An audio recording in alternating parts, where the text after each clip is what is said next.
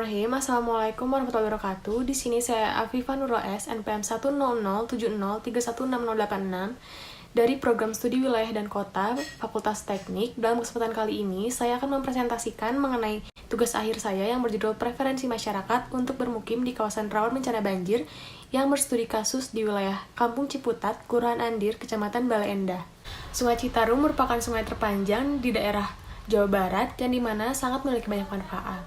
Salah satunya ialah menjadi sumber pasokan air di wilayah Jawa Barat dan juga DKI Jakarta. Bukan hanya itu saja, tetapi banyak aktivitas masyarakat yang sangat bergantung kepada aliran Sungai Citarum. Banjir di Sungai Citarum terjadi dalam kurun waktu 5 tahun sekali, yang dimana pernah terjadi pada tahun 2004 dan juga 2015. Dampak yang didapat di wilayah sekitar ialah bukan hanya kerusakan fasilitas, akan tetapi memakan beberapa korban jiwa. Banjir besar pun terjadi lagi pada tahun 2019, di mana dengan intensitas tinggi dan memakan 5.271 kakak menurut BPDB. Dampak banjir yang terjadi di wilayah Kecamatan Bale Endah ini tidak hanya terjadi pada kerugian fisik, akan tetapi pada aspek ekonomi, sosial, dan lain sebagainya. Salah satunya ialah adalah kerugian fisik bangunan, yang dimana terdapat kerusakan-kerusakan dan luapan lumpur yang diakibatkan dari luapan air Sungai Citarum. Meskipun dampak yang didapat dari bencana banjir tidak mempengaruhi masyarakat untuk berpindah ke tempat yang lebih aman dari bencana banjir, masyarakat sekitar, khususnya di Kampung Ciputat sendiri, memilih bertahan untuk tetap tinggal di wilayah tersebut.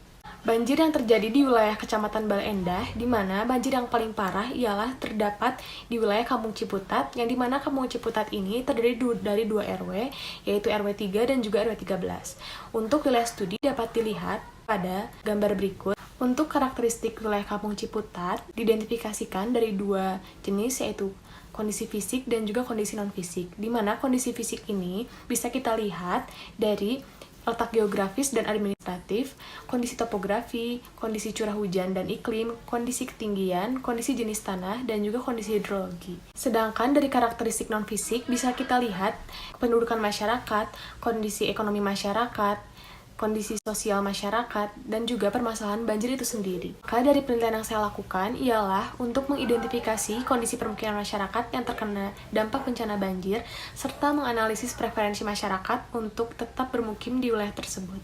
Penelitian yang akan saya lakukan dengan cara menggunakan metode deskriptif kualitatif untuk mengetahui kondisi permukiman masyarakat, serta analisis scoring skala Likert untuk mengetahui tingkat preferensi masyarakat untuk tetap bermukim di wilayah tersebut. Di mana untuk menganalisis tingkat preferensi masyarakat ialah terdapat 12 variabel yang dapat diidentifikasi. Hasil analisis yang didapat ialah dari analisa kondisi permukiman, di mana berdasarkan hasil observasi dan wawancara di wilayah Kampung Ciputat, terlihat juga beberapa kondisi permukiman di wilayah Kampung Ciputat terlihat sangat kurang layak untuk dihuni, di mana dampak yang diakibatkan dari luapan bencana banjir ini merusak beberapa fasilitas rumah atau permukiman masyarakat, sehingga menutupi wilayah rumahnya dengan endapan lumpur dan juga merusak kondisi fisik bangunan. Nah, endapan lumpur tanah yang mengendap di wilayah sekitar permukiman masyarakat ini juga lama-kelamaan akan bertumbuh tumbuhan liar yang cukup mengganggu. Untuk analisis preferensi masyarakat, di sini dari 12 variabel ataupun 5 faktor, terdapat hasil analisis di mana dari hasil tabulasi scoring skala Likert yang sangat berpengaruh ialah pada variabel harga lahan atau hunian, yang dimana menghasilkan jumlah persentase sebesar 84,94%.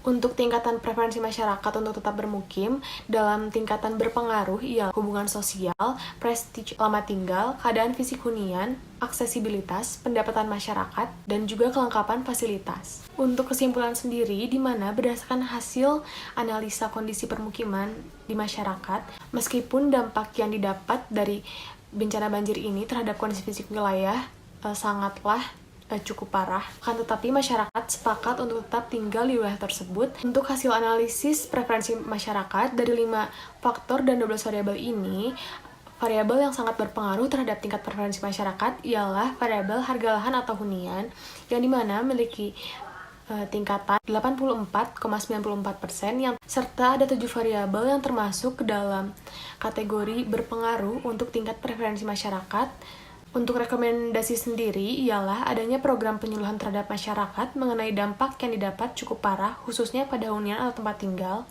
yang dimana perlu adanya rancangan pembangunan dengan kondisi fisik hunian yang menyesuaikan atau berbasis rumah ramah banjir. Untuk meminimalisir dampak bencana banjir, pemerintah dalam hal ini diharapkan menambah pembangunan atau membuat pengendalian banjir berupa kolam retensi di beberapa titik wilayah Kecamatan Bale Endah, khususnya di Kampung Ciputat.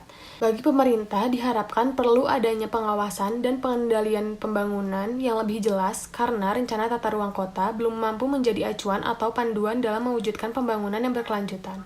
Serta rekomendasi lain setelah dilakukannya penelitian ini diharapkan terdapat penelitian lanjutan lebih dalam mengenai harga lahan atau rumah yang menjadi preferensi masyarakat untuk bermukim di kawasan rawan bencana banjir.